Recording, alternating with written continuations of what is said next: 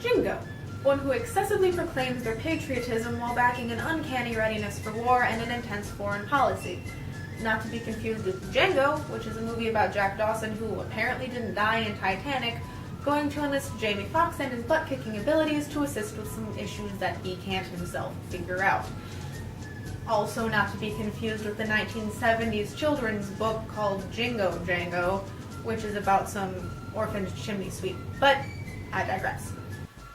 Using the word jingo to describe one who shows extreme support for their country began in 1877 when some European guy named G.W. Hunt wrote a song titled By Jingo to express how those that sided with the conservative British government felt about the Russo-Turkish War. Government officials worried that Constantinople would fall to Russia, therefore compromising British trade routes with India, and civilians that shared their concerns understandably favored a gung-ho, no-nonsense national government.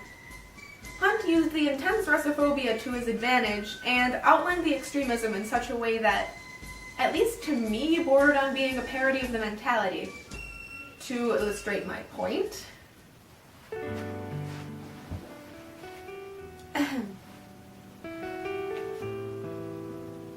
we don't want to fight, but by jingo if we do, we've got the ships, we've got the men, and got the money too.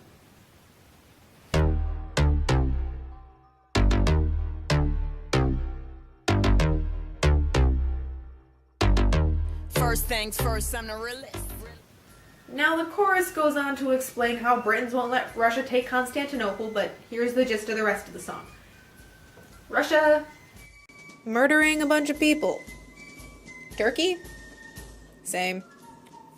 But British hands are clean, from all the wars they haven't been in since the beginning of time, including the one in which half a continent decided to get rid of their overbearing power because they felt like they were being mistreated. That's us. And that's the kind of irony that led those opposing such radical patriotism to coin the name Jingoism for the stance which they resented.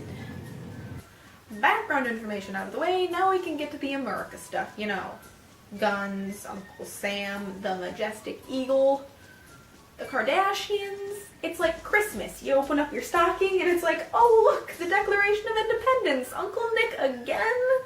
You gotta stop stealing that. Now, Jingoism may seem like the result of an overactive imagination and some really passionate civilians and politicians, but it can be mistaken for nationalism or patriotism. Now, distinguishing the differences is important because comparing them to each other is like comparing a litter of newborn puppies to a feral dog. Nationalism is when one happily identifies with their fine country. Patriotism is the support of one's country's values and political, social, economic decisions and the like. Whereas Jingoism can be referred to as a blind and fanatical alliance to one's country that can enter into a mindset of national supremacy that manifests itself in the invasion of other countries. As one can imagine, Jingoism also affected imperialism.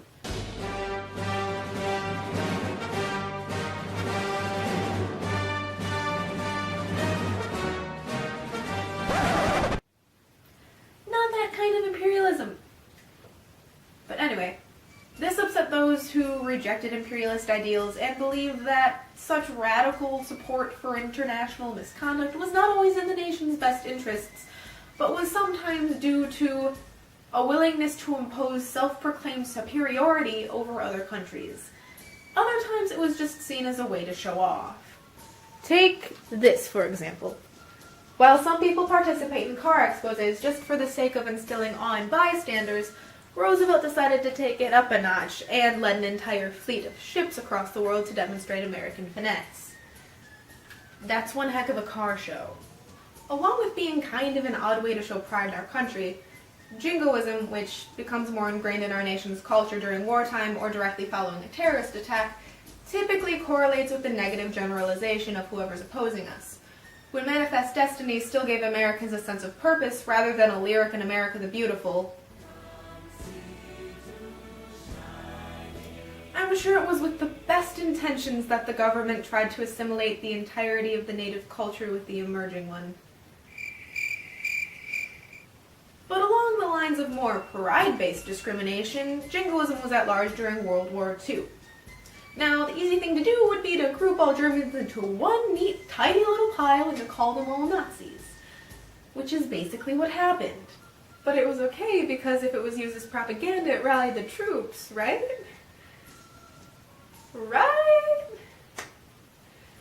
That's like saying that Westboro Baptist Church correctly reflects the entire Christian religion, or that Al-Qaeda's radical religious views that were the rhyme and reason behind the 9/11 attacks correctly reflect all actions of all Muslims worldwide. And that's just an unrealistic worldview. While acknowledging the fact that there are bad things happening every day in this small world we live in, and wanting our country to get involved is a completely healthy way to show support for what one thinks is well and good in our nation, the point is that some people take it quite a bit too far. Crazily enough, there is one step up from Jingoism. Xenophobia, which is the irrational fear of people from other countries for God knows what reason, is ridiculous, but it's also nowhere near where this presentation is going. So, I will leave you with Party in the USA because every day in the USA is a party and should be treated as such.